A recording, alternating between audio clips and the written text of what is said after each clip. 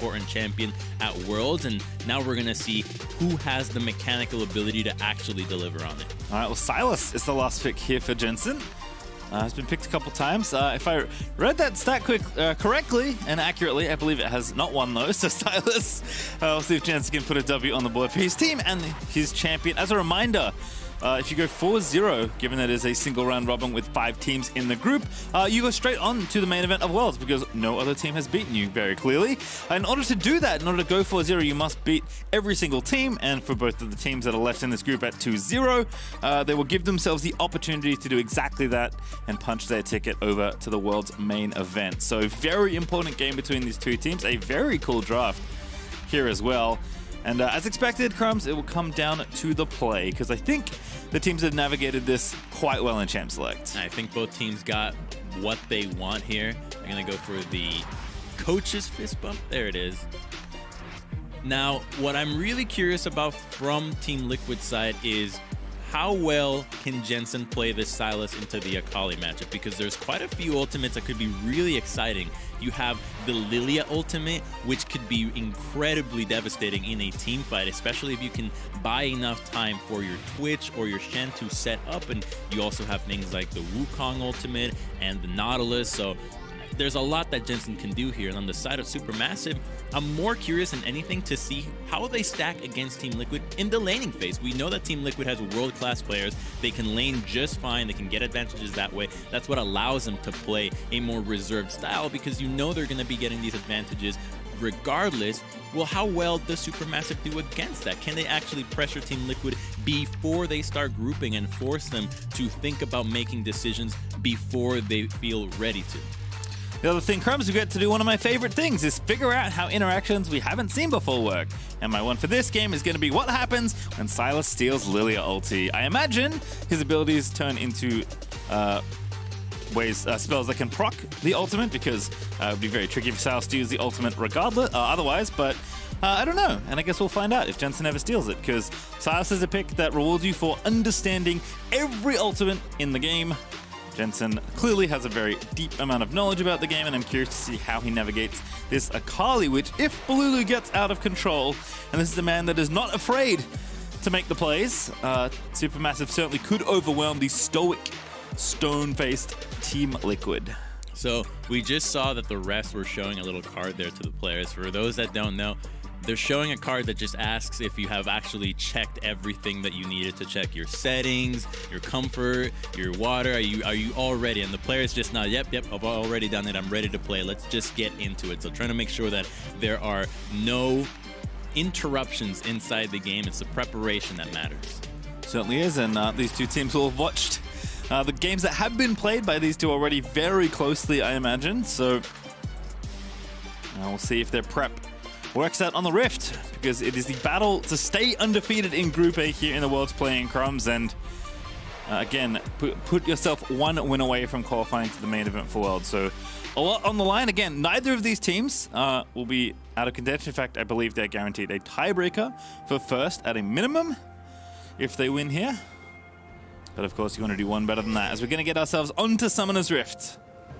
Fighting for that very beautiful cup there. Look at the arrows. That's the early game invade plan there. But it's just going to be sitting in the brushes, and you can expect that there's going to be quite a bit of action in the solo lanes here, because you've got melee versus melee on both top and mid, which usually results in heavy trading. You've got plenty of sustain from both sides, and they're going to want to just go in each other's faces. So I want to see what the jungler's pathing ends up being, because they can turn the tides of these matchups. And as they're not able to farm from a distance that safely, you get ahead on these matchups, and suddenly you can continue to get ahead, because if you get the Shen snowballed, we've already seen what Arma can do on it. And this is the second time on Wukong, who's also been able to not only find kills in the laning phase, but then team fight quite well. I think the other thing is when you have, these melee matchups in the solo lanes, not necessarily as easy to get the lane pushing the way you want it to, which might actually be a big deal for either of these junglers. They're both pretty farm heavy, both pretty invade heavy as well. And generally, when you want to do an invade as a jungler, you need your lanes to be pushing. So very curious to see how the dynamic of the top side of the map plays out in this early game. But the Mega Leash from Umwut is on for Kakao, who's going to be flying through the jungle on this Lilia. Broxah all by his lonesome though is going to stay nice and healthy as Graves is wont to do. And they are starting on the opposite sides of the map. So we'll see how this early jungle clear happens as Kakao right now going to go ahead and clear his blue side. Mega Leash indeed. It is fairly surprising to see that the Wukong committed so much to helping out the Lilia. So gonna allow Kakao to start to get ahead of the Graves, knowing that the Graves did not get a leash as the bottom lane and the top laner were already in the laning phase. But Armut's just gonna have to take some early rough trades, heal up with his D shield, wait for the wave to crash, and then hope that Lilia can eventually path back to the top side and return the favor of the leash with a gank. This is one of the things, though, that's really great to watch when Impact plays. He's so good at the champions he knows very well. Shen is certainly one of those champions, and he kind of gets the maximum out of a lot of little trades in early games. And just like this lead right now, potentially harassing Armut at his wave. He's already built up a wave of CS lead. Granted, that will shrink as Armut last hits some minions under his tower, but that help that Armut gave to Kakao is going to have to be paid back at some point in this game, because he did have to sacrifice something early on in the lane in order to get Kakao flying down to the red side of his jungle already. So much about top is about getting to the wave first and starting to hit those levels before your opponent, potentially going for a trade that simultaneously gets you levels and gets you an all-in. You're going to look for a Kali here. One's a bit different. You'll have to flash. I like the pressure. Broxah just mixing in a quick poke mid. Just forces Balulu's flash, and then he's going to have to play way back on this wave now, as it is going to push in towards him at least, but Jensen's going to do what he can to keep the minion wave up and try and deny off a couple of CS. Kakao, though, is going to take this opportunity to take a Scuttle Crab, because that's what every jungler loves. And knowing that the jungler is having a free Scuttle Crab here in the bottom lane allows everybody to know that the Graves is also into the top side, as well as we have seen him in the mid lane gank. And the top lane matchup, which was one that we were looking at quite a bit, is going to have Wukong recall this early on. Impact has been able to be super aggressive because Graves was passing to the top side. He got to the wave first, was able to just sit there, and now you're going to have a Shen that's just going to prosper against the Wukong, already having that TP advantage. Let's see if he can keep it. If he can actually whittle down Wukong with the help of Graves that's still in the top side, you could start to see an advantage in the top lane build up that allows a good TP from, say, a Twitch roam, which feels almost guaranteed to find a kill. How do you even avoid the fact that you're getting surprise ganked by 2 people from stealth? On the flip side of the map, though, Tactical and Core JJ under pressure from Zeitnot and Snowflower, who have successfully built up about a wave and a half worth of CS lead right now. They're continuing to shove waves into the tower as rapidly as they can. Top lane there, here's Kakao.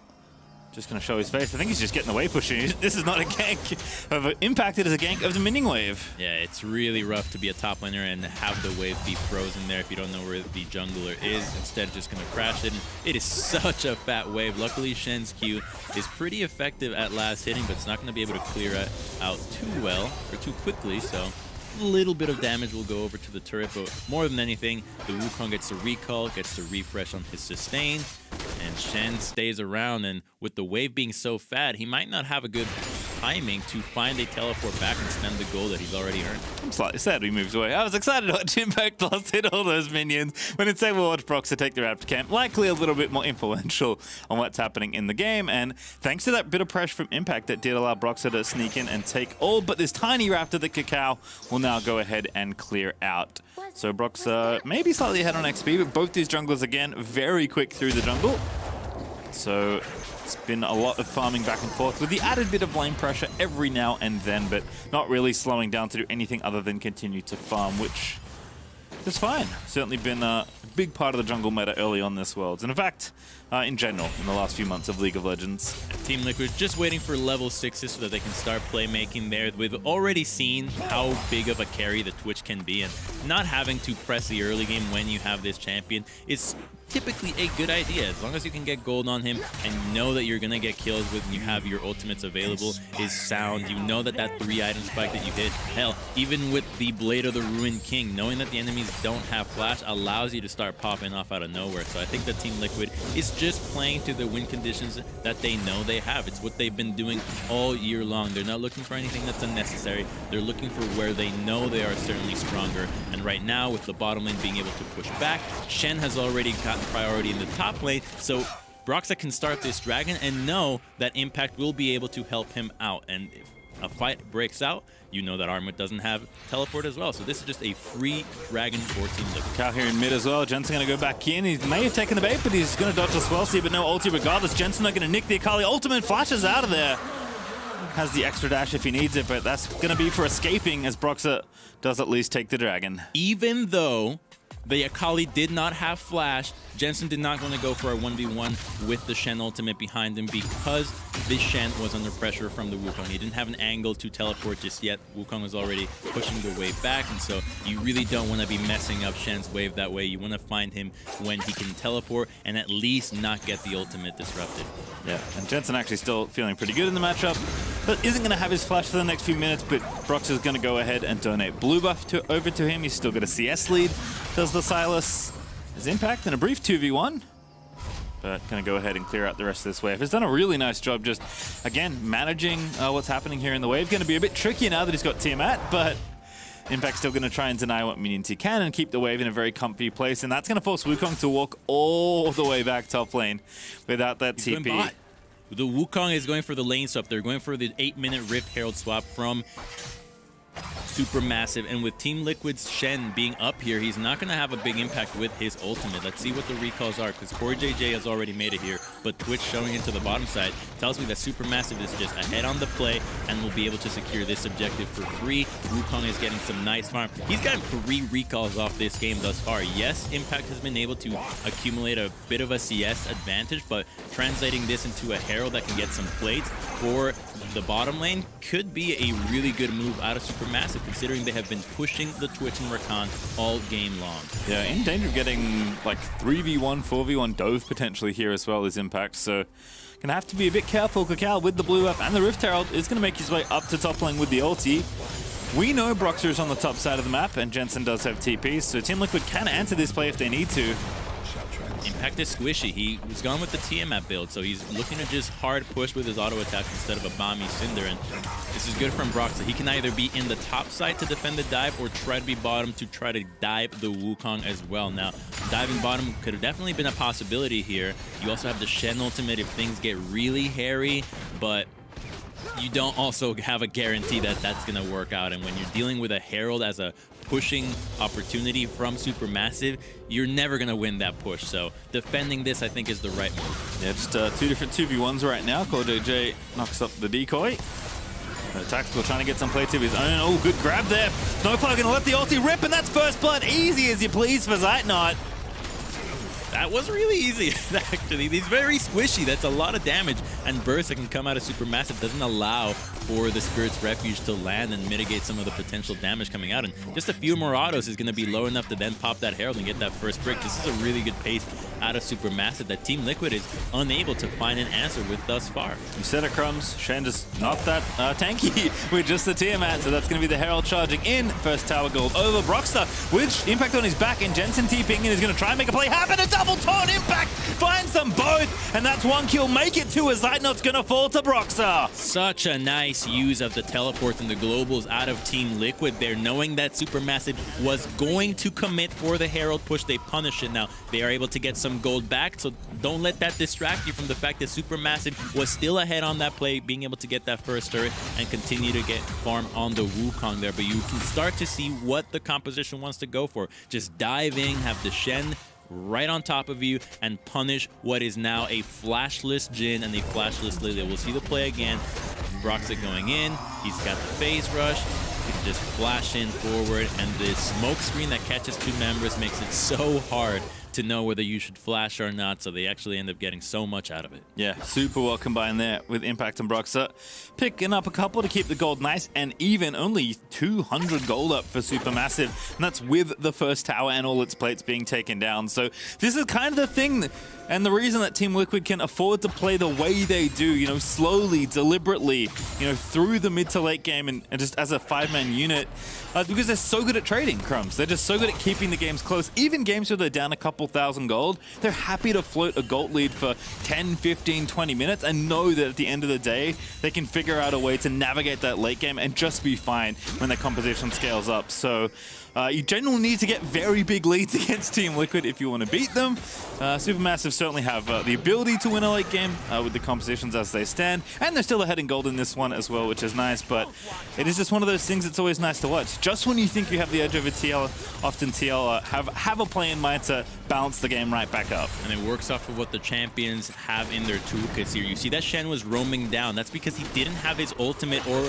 the teleport from that play into the top side. I thought that Supermassive was going to pull the trigger on the Dragon a lot sooner here, but instead Team Liquid's just going to double down on this. They could have TP'd the Shen to the top side if they really want to save the turret. I think Supermassive is just giving it and will trade for damage and maybe the turret. Yep, he's just TPing to the top side, and it's usually almost never worth it for top laners to be pushing this tier 2. There really is not a lot of value, not only in terms of gold, but in terms of opening up the map. The tier 2s on the side lanes really don't mean nearly as much as the tier 1s or the objective games in the Herald and Dragon. Yeah, and the objective game on the Dragon side is currently in favor of Team Liquid, taking the first two at a pretty quick clip. So a potential very fast soul here, and it will be the Ocean Soul. Ooh, the universally loved soul. Oh, doesn't see him. Wow, that's such good use of Fog of War. Oh, Gonna leap out. The plate goal goes to Jensen. Jensen's gonna get out of there, but he's about to be attacked by Snowflower as well. There's the ulti, there's the hook, and see you later, Jensen. Armut's gonna pick up the kill. damn, Armut is so good. Like, that's something that a jungler usually knows about what the Fog of War, what the vision actually allows you to do, but just creeping up onto Jensen. And I wonder what Jensen was thinking being extended in that position. There was nobody to follow up. You look at the minimap, Twitch is in the lane, Brox is just making it back, and same thing with Core JJ. So it was a misposition out of the Sylas that Wukong sniffs out, creepily walks behind them, waits for the rest of the team to be ready in position, and then he just goes down. Yeah, it's pretty cool. Just feels a bit greedy. Yeah, okay. Yeah, it's in vision, right? The turret sees you recalling there. Nobody's ready to back you up, so it's a good answer from Supermassive.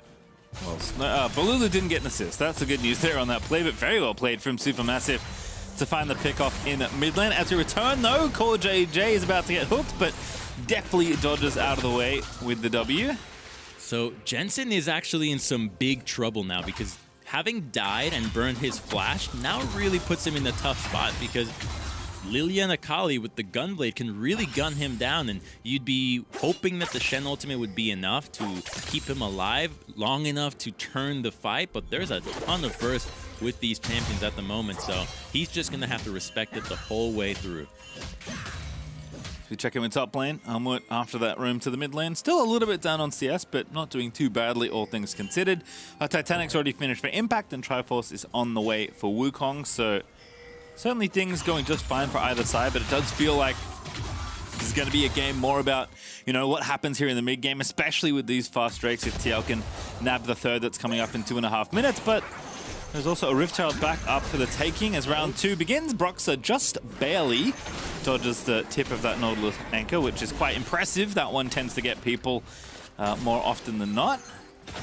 So unlike the first Herald, Team Liquid is actually much closer to this fight and ready to answer. The Twitch is already here. They have a lot of strong items, right? Everybody has finished their first build, and you can see that the Zeke's Convergence and Bork out of the Twitch could really be devastating here. You'd really want the Akali and the Wukong to be able to burst down this Twitch. He's gonna be able to obliterate a team fight, so they recognize that, hey, Team Liquid might actually be fairly strong here. We don't need to overcommit for this Herald. It's not going to give us any extra gold in terms of plates. And if we can just prioritize the control of mid lane and the vision that you see that Nautilus is getting on the minimap, they can set up for the Dragon fight. That's going to be inevitable. You want to take that fight. You don't want to give Team Liquid soul point just yet. And this deep vision that you'd hope does not get cleared out can let the Wukong get a nice little flank alongside Akali. All right, well, Palulu's going to go ahead and catch this wave in the bottom lane. Jin's going to do the same as they're both level 11. With a minute and 10 out from this next dragon, it is time to go set up for the objective. See plenty of control wards on either side as we have a look at the total gold. Cacao actually topping the charts today from the jungle position. Yeah, the Lilia just doing a very good job in farming, and especially the plate collection. I think it was that play in the top side where she was able to just lane and cash in so much. Usually, when you have these power farming junglers, what ends up being the difference is who gets to show up to a lane for a little bit, get a little bit of extra XP, some plates, maybe some minions, and suddenly you're now just skyrocketing past your opponent in terms of gold. All right, well, that Rift Herald also glowing purple in Brox's hands, so perhaps it's time for the old drop it mid and run to the dragon maneuver that we've seen quite a number of teams utilize already this Worlds. Tactical also lying in camouflage here in the mid lane, hoping to set up core JJ perhaps. So in the top lane, Shen has continuous push against the Wukong here. His Hydra's giving him so much power in pushing, and it's going to allow him to have the ability to teleport or use the ultimate, whatever he wants, whereas the Wukong will probably miss out on some CS if he goes for that. So I think that Team Liquid feels fairly confident about taking this fight. They just want to make sure that the setup is right, that the Shen can have the ultimate and have it actually go through. They're going to get some vision down here, clearing out these control wards. It looks like Team Liquid still have plenty. They're going in. There's a submarine as well. Cordo J going to dive in, but it's Snowflower that's caught up in the crossfire. Tactical going to gun him down as a result, and Team Liquid have themselves a nice fancy 5v4. Ooh, okay, Supermassive is positioned if they want to take another 4v5, but it seems really risky to go for that. They should just go for the Herald and for the Dragon, and that's the power of the Shen, being able to surprise you with the team fight alongside the Twitch. They had no idea this was coming. Snowflower had flash, but it didn't matter. He was going to go down anyways. They can now start this. Supermassive can take this fight. We've seen already teams take 4v5s in insane situations around the Dragon Pit. There's no Rakan ultimate, so Akali can find an angle. Yeah, Baloo looking to surprise somebody. The dragon getting low. Who's going to grab it? The smite goes down. It is Broxah that nails it. And now Balulu maybe going to go down. He flashes over the wall. Jensen going to find him with his own ultimate. And add insult to injury as he slays the mid laner of Supermassive. That didn't look like an attempt at a 4v5. That just looked like Akali wanted some kills. She went in with the Jhin ultimate, hoping that something was going to happen there. But there's just so much CC on the side of Team Liquid. They did not let her catch a break and end up flashing after her, so she just lost quite a bit and nothing to show from the side of Supermassive. Team Liquid just holding strong to what their win conditions are, playing around the Shen ultimate, using the Twitch invisibility to surprise a member. You know you have one pick, you can now take a fight knowing that you have an advantage, and this is just methodical pastry. Yes, the gold and kills are low, but Team Liquid is doing exactly what they are meant to do. Yeah, and again, Balulu's just trying to get a kill. He can't kill this dragon. Look at how much CC. It just knocked up, taunted, CC non-stop, and then flash at the very end to get executed with his own ultimate. Nice play there for Jensen. Does have to commit the flash, as you said, but perfectly fine situation for Team Liquid. They grab the dragon. Impact gives the thumbs down to the minion wave. Maybe not clearing it fast enough. Needs to sharpen that Titanic Hydra. But this is, you know, this is certainly the wheelhouse of Team Liquid. So much poise from this team. But this is getting scary. Even though the scoreboard numbers are a little bit low, the gold lead isn't insurmountable by any means. It's up, what, maybe 2k for Team Liquid right now. But those 3 dragons, the way they've set up for these objectives, how quickly they can snowball for this soul, how much control Impact has over the side lanes, how many ways Team Liquid have to start some sort of engagement, whether it's Rakan or Twitch setting someone up or Jensen stealing an engagement ulti. Even though the game right now is close, it feels like Team Liquid are just waiting 3 minutes for this dragon to spawn and can grow this snowball very quickly in the next, 3 to 5 minutes. And what's really surprised me here, Pastry, I think goes back to the draft. The fact that Team Liquid was able to get away with the Shen. I think Shen has been such a staple for Impact for years, longer than Mordekaiser or Ornn has been. And normally I was, okay, you don't need to ban it, but when you see that the Twitch is locked in, you have to keep in mind that this is an insane combo. This is really difficult to deal with, and they're letting Team Liquid get away with it. Impact is having a fine showing with the Stand United, and If Tactical can have games on Twitch like the first that we've seen and this one already, this is starting to be a combo that Team Liquid already feels bold enough to blind pick and clearly capable to carry with it. Yeah, it's one thing to pick it, it's another thing to know how to execute with it, and certainly Team Liquid, this is the kind of thing that suits the style they have perfected really over their time as a team, and a winner of back-to-back LCS championships. But even with Tactical being new to this roster, he is certainly slotted in to a pretty star-studded role if this is how the world's metagame is shaking out early on. A lot of pressure on this rookie to perform on this pick, but he's continuing to do so here in this game, even though Zeit not keeping the farm and the items close. We'll see if Jin can start unleashing his own bullets the next time a fight rolls around, because we're going to have one, Crumbs, in a minute and 37 seconds. We will have a fight, but if Team Liquid has shown us something, is that they don't want it fair. They're going to go and do it again! Blade of the Ruined King into Shen on top of the 80 carry. See you later, Snowflower, you're now in trouble. There's the ulti out of Rakan, going to get chummed up as Impact will take him down, and straight to Baron they go, Crumbs. On cooldown, they see the ultimates. They know that there's members that are immobile, without flash, without Swifty. So easy. Now Kakao might have an opportunity to steal. His flash is about to come up, so he could go in here, but this looks impossible pastry. I think Team Liquid's about to get it, but they're going to turn. Yeah, Kakao's just going to get peeled away. They're going to slay him. Broxer having to take him down so easily as Armwood's spinning around in the back of the team fight, trying to make something of this situation. But there is nothing left but to watch the Baron die and go over to Team Liquid. Surgical precision out of Team Liquid, just knowing how they were going to play the fight. That was pre-calculated, that they were going to turn on the fight. They did not hesitate to look for the Lilia, just turning on her. Now they have a giant gold lead. They've got a Baron that's going to easily transition into the Dragon. We're going to take a look at the submarine play again. Poor little Jin. He's got no flash, walking up into the minion wave. Should have just let it crash, should have let it come to you, but you just don't expect that 5 members are going to come out of nowhere. Already we're starting to see Team Liquid develop some strategies for Worlds that other teams are not having answers to, let alone play themselves. Yeah, I like how we highlighted how good Impact Shen is, and Team Liquid have just found a way to make Impact Shen even more impactful. Oh. Right, good hook there. On the Broxer they go. That's a very critical pick if they can get it, but he's not dead just yet. Balulu diving in there, trying to find the pick off at the Jin ult. He's going to try and catch a straggler. Tactical in trouble. Double sleeping coming.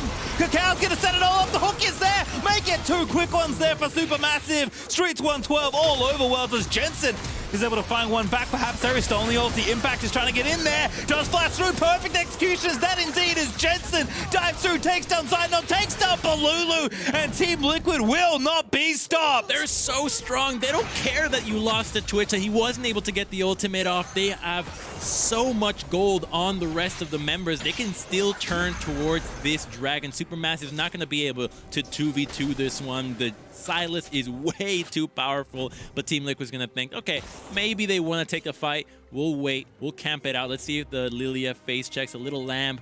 Will she sniff it out? Just takes her time dancing and prancing, but it will be safe. I don't think it matters. Impact's up in 10 seconds. He's got ulti. I think they can just play the 2v2 for now and then have Impact come in. Armut's going to go for it. They have to kill this jungle. Broxer is low, getting spun on. He does get shut down. Perhaps I take it back. Supermassive are going to take this Dragon away unless Jensen can do something heroic. No, it's not. It's Kakao that gets it, but they will get a kill. But they're trouble. They're actually going to get 2 perhaps. Yes, as Kakao will fall to Tactical. So Team Liquid will be denied the soul, but not the kills that come with it. Team Liquid split up at the Dragon. They were not together. They did not expect that Supermassive was gonna contest because they did not see the Lilia come through. They didn't anticipate that the Wukong was going to TP and commit to that. And by the time they saw the fight, the Dragon, the Ocean Soul, was gonna be able to slow down those auto attacks. So Graves was never able to group up with the Sylas, and so he gets taken down in the pit. Luckily, Supermassive stalls out on that Dragon, and we'll Impact taunts out. Impact's relative. No, he's not tanky enough. I take it all back. Zydnot just going to put a bullet in his back as Impact dead for 40 seconds. Supermassive still got life in them, and a lot of these plays have come off the back of Snowflower. That one against the Baron, just chilling in that pixel brush, waiting for Team Liquid to face check, knowing what their move was going to be, just getting there a little bit earlier. If they can continue to have that foresight to what Team Liquid's moves are beyond the Shen ultimate, then I think they can find team fight after team fight as long as Wukong and Nautilus are there together. These two have enough crowd control that you can hopefully burst down Team Liquid before the Shen Stand United comes through. Yeah, I mean, Jensen's got 3 items, though. Tactical's working on his 3rd. I mean, Team Liquid are up 5,000 gold off of all of that. Like, they got the Baron, they got a bunch of kills. Supermassive have certainly delayed the game in a very necessary way, because this lead could have been so much more if Team Liquid picked up the Soul and actually executed on the snowball they were looking for. But Supermassive still having that fight. They need to crack this mid outer because there's no room to maneuver at all. We've seen, like, this be the scene of the crime for Tactical, submarining in alongside Shen for so many of the plays in this game.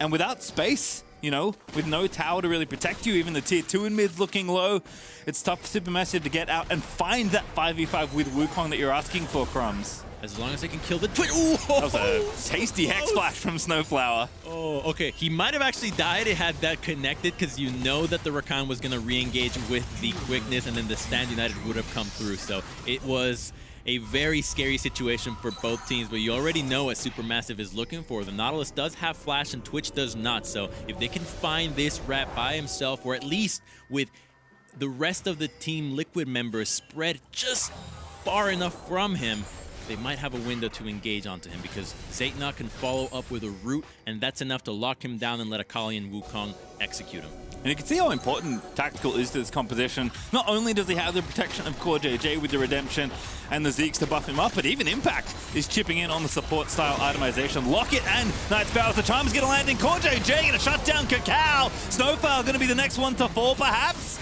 as they will take down the tower. Here's Nautilus ulti out of Jensen. That's going to be a decent chunk of damage. Jensen dominating his Armwood's going to spin into the team.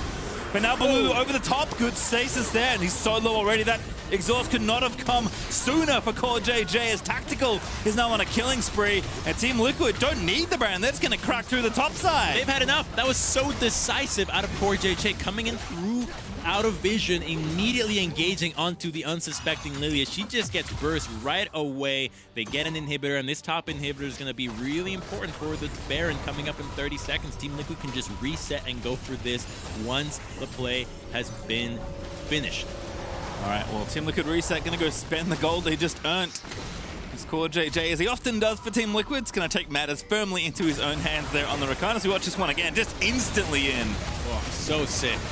Gets 2 members right away, and then at this point on, you'd hope that Supermassive is not thinking about re-engaging. They have no business trying to then walk into a 3v5, but they still take this fight and just give up more members, burn more summoners. Just not worth it. This play was clearly won by Team Liquid from Core JJ's engage, and we're starting to really see that Rakan has been such a high priority pick for so many teams. A little damage buff turned out to make him one of the top supports here at Plains thus far. And I wonder how many times Tactical has been past the halfway point in the 15 to 30 minute mark this game. I feel like I always see him camouflaged in mid lane, just hoping to set Impact up for another play. And the next one at this point will end the game. 27 seconds until Team Liquid get another shot at the Ocean Soul. Baron is back up. If TL just want to maybe trade, give a second Drake over to Supermassive and storm the base from there. And not to mention, there are Super Minions streaming into Supermassive's base on the absolute worst side of the map if they want to contest for this soul, which they need to do to keep themselves in this game. And they need to find a way to kill Twitch, but Tactical has done a phenomenal job with the itemization already. The 3-item damage spike that you love to see, but then he already has the Null Magic Mantle and the Stopwatch, so even trying to execute him is going to be nearly impossible from Supermassive, guaranteeing the Twitch to pop off. The stealth is through. Oh, JT again, he's going to find the 3-man charm, and there's Jensen on top of Zaytnot. He's dead already as Armwood is trying to spin to the rest of the team. A second spin is going to happen, but Team Liquid, I think they've peeled enough. No, Tactical, he is going to go down, but do Team Liquid have the damage to finish off the fight? Indeed they do. Broxter and Jensen wreaking havoc through Supermassive as Snowflower is going to fall to complete the ace and the game for Team Liquid. They don't need the Ocean Soul. They have the Nexus pastry, and Team Liquid very cleanly proving to be the #1 team in Group A. And certainly looking like it here. 1 win away now from getting straight into the main event of Worlds as they take down Supermassive to keep themselves undefeated here in the Worlds 2020 play-in. Smiles all around. Really cool stuff out of them, showing us that the submarine combination is still alive.